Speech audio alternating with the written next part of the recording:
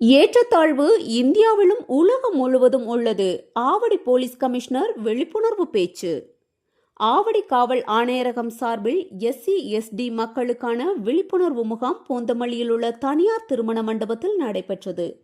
இந்த நிகழ்வில் ஆவடி மாநகர போலீஸ் கமிஷனர் சங்கர், மாவட்ட அதிகாரிகள் மற்றும் பிற சிறப்பு விருந்தினர்கள் கலந்து கொண்டு மக்கள் மத்தியில் உரிமைகள் மற்றும் சமூக நீதி குறித்து விழிப்புணர்வு ஏற்படுத்தினார்.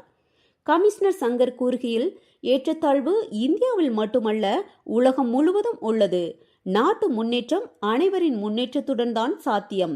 உரிமையை பறித்தால் சட்டத்தினை நாடுங்கள், காவல்துறையை அணுகுங்கள். சமுதாய வளர்ச்சிக்கும் புரட்சிக்கும் விழிப்புணர்வு அவசியம்.